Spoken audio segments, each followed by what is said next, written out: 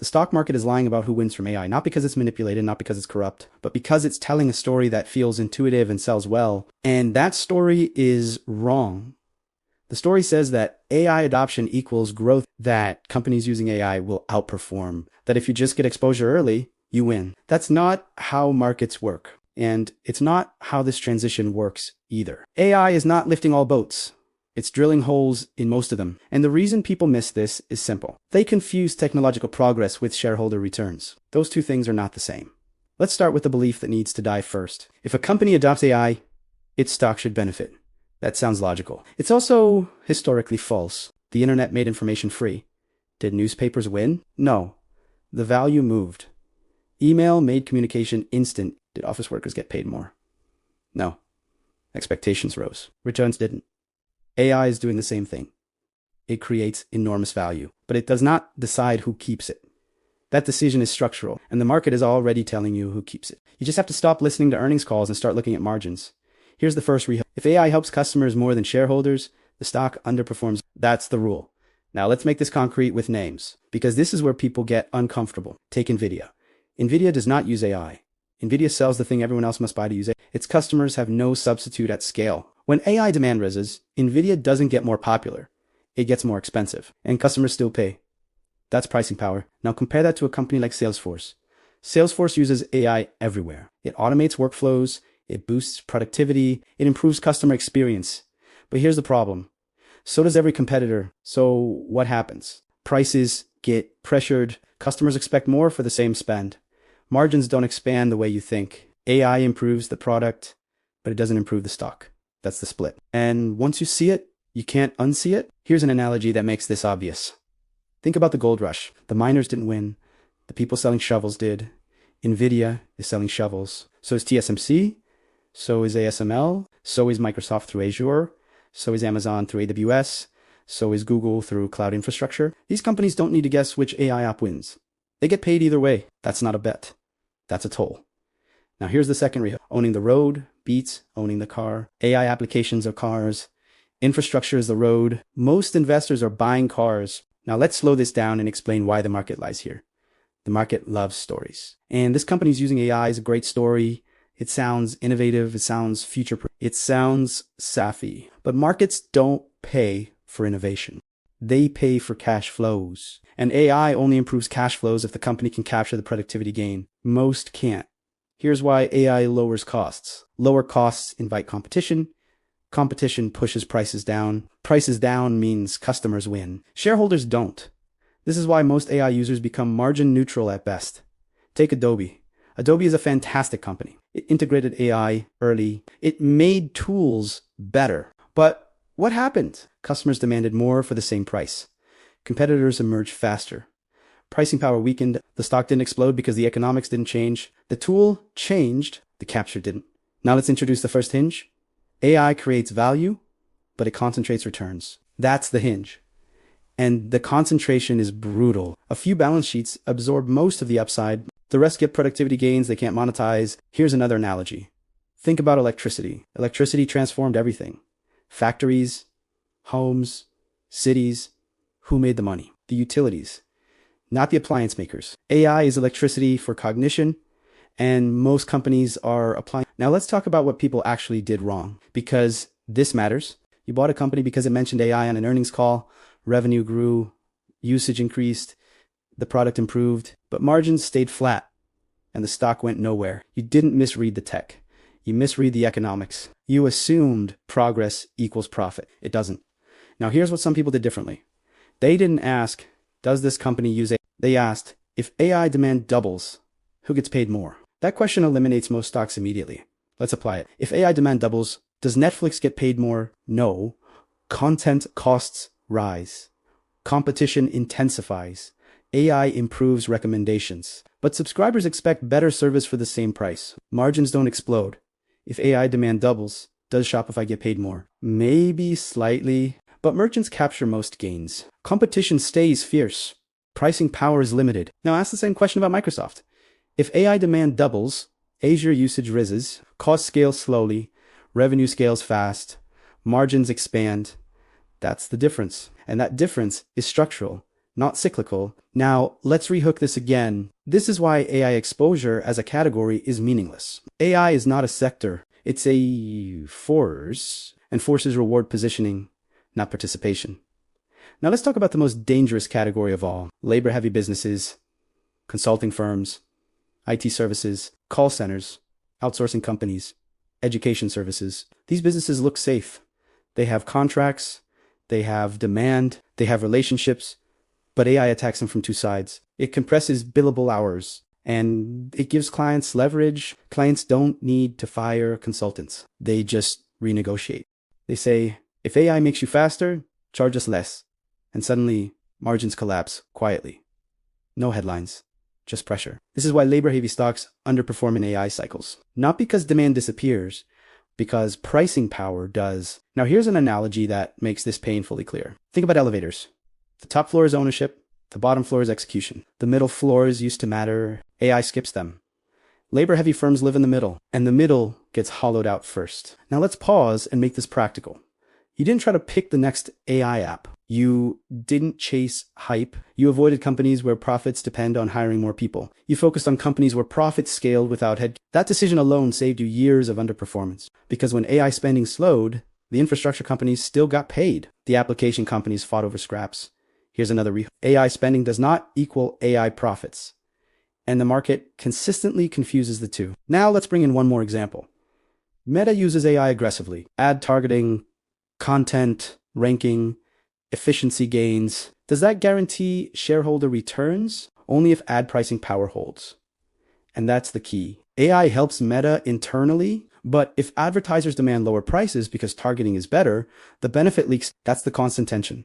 Internal efficiency versus external capture. And capture always wins. Now let's end this part with the most important frame of all. This is not about being bullish or bearish on AI. It's about being precise. Most people are buying stories, a few are buying structures. And structures always outlast narratives. In the next part, we're going to go deeper into how smart money actually positioned, how they avoided chasing names, how they thought in layers instead of picks, and how they built exposure that didn't require perfect timing, because the real AI winners won't look exciting. They'll look obvious in hindsight. Subscribe, like, and let's continue. Once you accept that AI doesn't reward participation, but positioning, the entire market looks different. And this is where behavior splits sharply. Most investors chase exposure. A smaller group studies capture that difference, explains almost all future performance. Let's talk about what the people who got this right actually did. They didn't predict which AI app would dominate. They didn't try to guess the next consumer breakthrough. They avoided storytelling altogether. Instead, they asked a single, uncomfortable question. If AI spending doubles, who captures the cash? Not who benefits, who captures. That question changes everything. Here's the first hinge. Revenue growth does not equal value creation. Margin expansion does. And AI only creates margin expansion in very specific business models. Think about Amazon. AWS benefits from AI not because it has better tools, but because every AI workload increases compute demand. Customers don't negotiate compute pricing emotionally. They pay or they don't operate. That's power. Now compare that to a company like Shopify integrates AI everywhere. Stores get smarter. Automation improves. But Shopify competes aggressively. Merchants demand value. Any productivity gain gets passed down. AI helps users, not shareholders. That's the difference. And this is why the market keeps mispricing AI. It assumes productivity equals profit. It doesn't. Profit requires friction. AI removes friction. So unless you own the choke point, you don't win. Here's an analogy that makes this obvious. Think about highways. Cars got better. Engines improved. Efficiency skyrocketed. Did car owners get rich?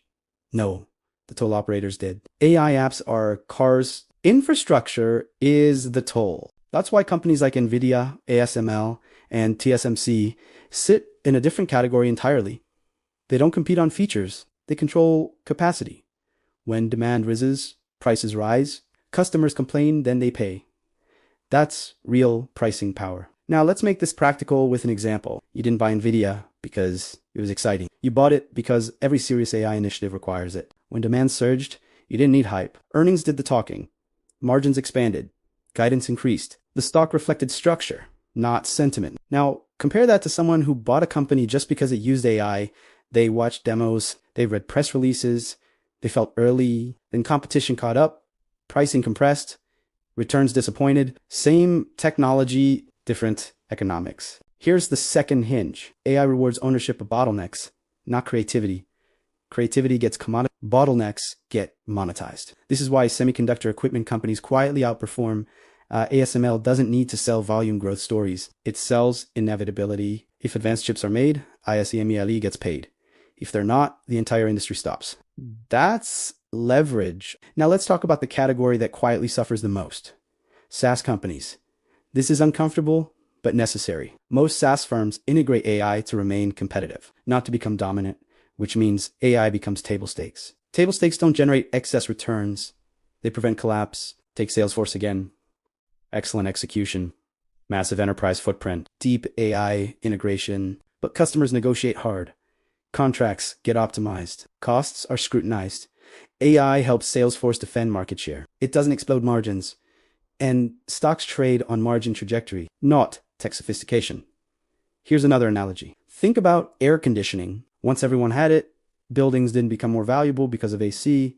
It became expected. AI is becoming expected. Expected features don't generate alpha. Now let's talk about what people who adapted did next. They stopped buying companies based on what they said. They bought based on what their cost structure allowed. Low marginal cost, high switching cost, high capital intensity. Those three filters eliminated most of the market. Here's how it played out. You avoided companies that needed to hire aggressively to grow because AI works against them. If revenue requires people, margins cap, AI makes clients demand discounts.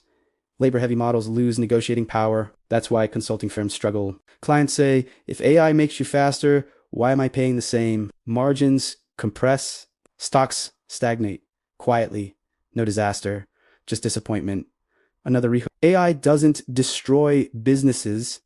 It caps them. Now let's talk about Meta because it confuses people. Meta uses AI extensively. AD targeting, content ranking, operational efficiency. Does that mean Meta is a guaranteed AI winner? Only if it maintains pricing power with advertisers. That's the tension. If targeting improves, advertisers expect better results for the same spend. If Meta raises prices, advertisers push back. So AI benefits Meta internally. But the capture depends on market dynamics. That's why Meta trades differently from NVIDIA. Same tech, different capture. This distinction matters. Now here's a behavior that saves some investors years of frustration. They stopped buying single AI stocks as bets. They built exposure in layers, infrastructure layer, platform layer, application layer, and they weighted accordingly. Infrastructure was heavy, platforms were selective, applications were minimal. Because the lower you go, the more value sticks. The higher you go, the more it leaks. Here's an analogy.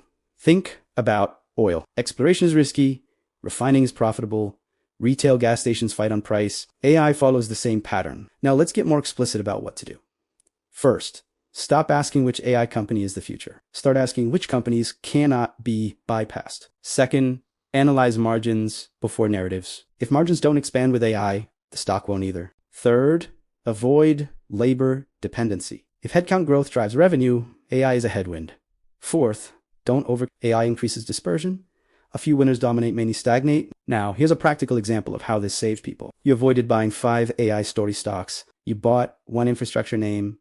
Returns weren't explosive overnight, but they were consistent. When hype faded, your position held because it wasn't based on excitement. It was based on necessity. That's the entire difference. Now, let's rehook again. This is why indexes mislead. Indexes average winners and losers. AI creates extremes. Owning the index dilutes the effect. Selective positioning amplifies it. Now let's talk about timing.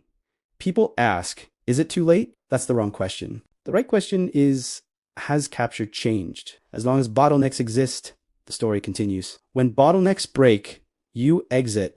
Until then, structure beats timing. Think about bridges. As long as the bridge exists, traffic pays. When a new bridge opens, economics change. AI infrastructure is still a bridge. Now let's look at what other people did wrong. Again, because repetition matters. They chased momentum.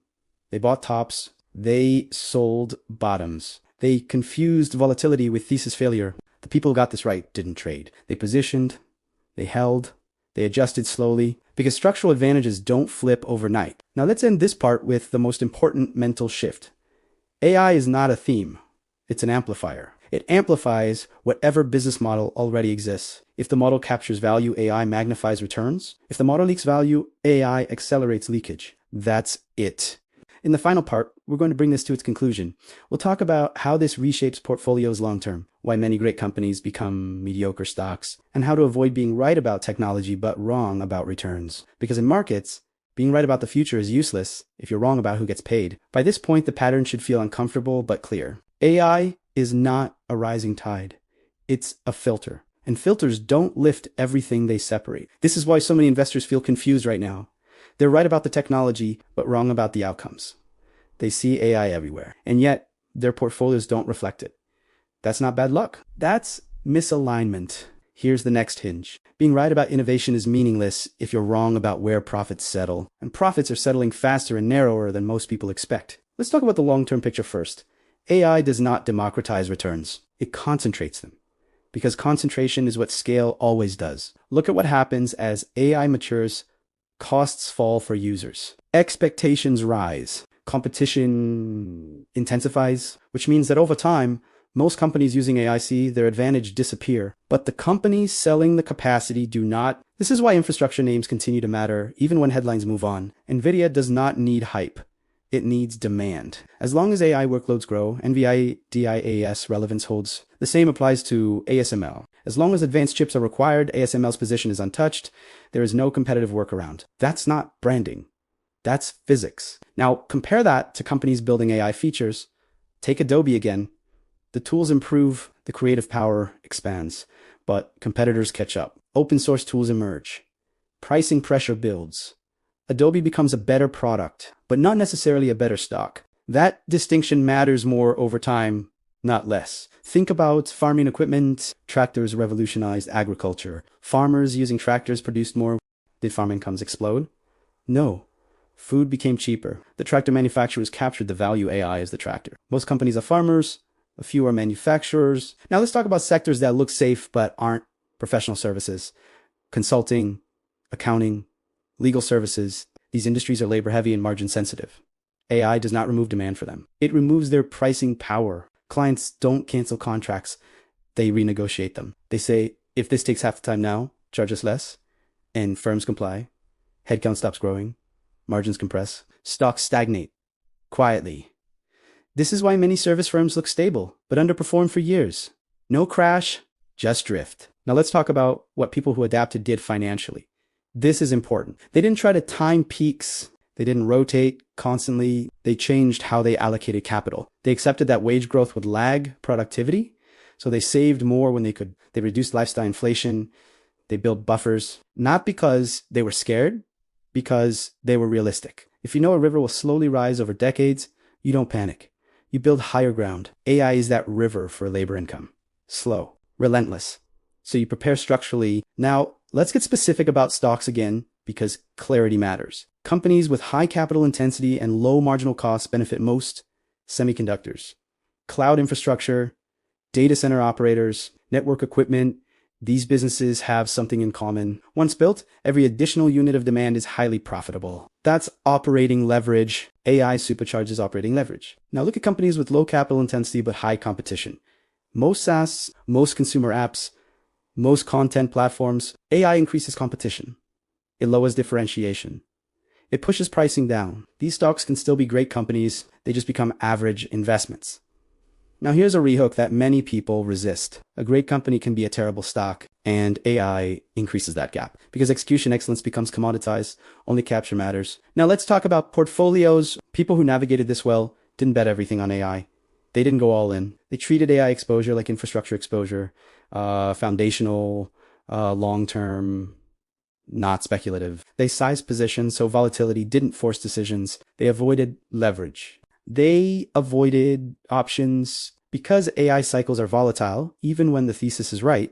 Think about owning a toll bridge. Traffic fluctuates, weather changes, sentiment swings, but the bridge gets used. You don't trade the bridge daily, you own it. That's how people treated AI infrastructure. Now, let's address the final mistake people keep making. They wait for confirmation. They want certainty. They want everyone to agree. But by the time consensus forms, returns compress, This is why most people only buy infrastructure after years of performance. At that point, risk-reward shifts. The people who did well didn't buy early because they were brave. They bought because the structure was obvious. Now let's talk about what happens next. As AI adoption spreads, pressure increases on companies that cannot capture gains. They respond by cutting costs, reducing hiring, flattening wages. Markets don't crash, but households feel tighter. This feeds back into markets. Consumer-facing companies face pressure, pricing power weakens, margins get squeezed. This is why AI is deflationary for consumers and inflationary for capital. That sounds contradictory. It isn't.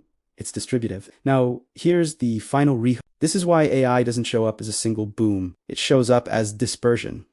A few stocks dominate, many disappoint. Indexes look fine. Individuals feel left behind. That's not an accident. That's the system working as designed. Now let's bring this to the personal level one last time. You didn't try to outsmart the markets. You didn't chase narratives. You avoided businesses where AI benefits everyone except shareholders. You focused on companies that charge rent on progress. You accepted that excitement fades, but structure remains. That decision saved you from years of churn, because being right about AI is easy. Being right about returns is hard. And the difference is understanding where value sticks. So here is the final payoff. The stock market is not lying malicious. It's lying by simplification. It tells a story where AI helps everyone. Markets don't work that way. They reward ownership. They punish participation. And AI accelerates that rule. The investors who win won't be the ones who guess the coolest product. They'll be the ones who understood, who gets paid when everything gets faster. They won't look brilliant in the moment. They'll look boring until years later when everyone else wonders why they were right. Because in the end, AI doesn't change investing. It exposes it, and what it exposes is simple. If you don't own the bottleneck, you don't own the upside. Everything else is just noise.